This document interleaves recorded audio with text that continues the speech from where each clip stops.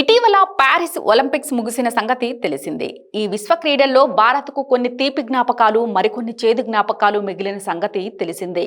ఆ సంగతి అలా ఉంటే 2036 ఒలింపిక్స్కు భారత్ ఆతిథ్యం ఇవ్వాలనుకుంటుందన్న నేపథ్యంలో తెలంగాణ ముఖ్యమంత్రి రేవంత్ రెడ్డి ఆసక్తికర వ్యాఖ్యలు చేశారు.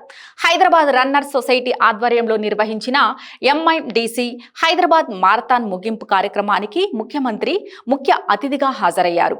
అనంతరం విజేతలకు బహుమతులు అందజేశారు. గచ్చిబౌలి స్టేడియంలో ఈ కార్యక్రమం జరిగింది. ఈ సందర్భంగా మైక్ అందుకున్న ముఖ్యమంత్రి కీలక వ్యాఖ్యలు చేశారు. అవును, తాజాగా గచ్చిబౌలి స్టేడియంలో జరిగిన కార్యక్రమంలో పాల్గొన్న ముఖ్యమంత్రి Revanth Reddy Afro Asian military games వంటి అనేక క్రీడా పోటీలకు గచ్చిబౌలి ప్రాంతం ఒకప్పుడు వేదికగా నిలిచిందని అన్నారు. అయితే గత ప్రభుత్వాలు క్రీడలపై సరైన దృష్టి సారించకపోవడం వల్ల హైదరాబాద్ సిటీ ఇంటర్నేషనల్ స్థాయికి చేరుకోలేకపోయిందని తెలిపారు. అయితే కాంగ్రెస్ పార్టీ మళ్లీ అధికారంలోకి వచ్చిన తరువాత క్రీడలను ప్రోత్సహించాలన్న ఆలోచనతో ముందడుగు వేస్తున్నామని, 25 సంవత్సరాల క్రితం నిర్మించిన గచ్చిబౌలిలోని స్పోర్ట్స్ విలేజ్ ను పూర్తిగా క్రీడా కార్యక్రమాలకు వినియోగించేందుకు కసరత్తు చేస్తున్నట్లు వివరించారు.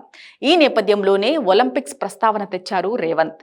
ఇందులో భాగంగా ఇటీవల జరిగిన ప్యారిస్ ఒలింపిక్స్ లో మనం అంత గొప్పగా రాణించలేకపోయామని చెప్పిన రేవంత్ 2028లో జరిగే ఒలింపిక్స్ లో తెలంగాణ నుంచి అత్యధిక పథకాలు సాధించాలని ఆకాంక్షించారు.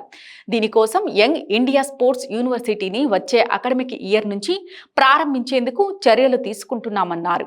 ఈ క్రమంలోనే 2036 ఒలింపిక్స్ కు భారత్ ఆతిథ్యం ఇవ్వాలనుకుంటున్న నేపథ్యంలో హైదరాబాద్లోనే పోటీలు నిర్వహించేలా క్రీడా వసతులను అభివృద్ధి చేస్తామని, దేశంలో ఏ క్రీడ పోటీనైనా హైదరాబాద్ వేదికగా నిర్వహించేందుకు వీలుగా ఇక్కడున్న క్రీడా ప్రాంగణాలను అభివృద్ధి చేస్తామని రేవంత్ రెడ్డి తెలిపారు.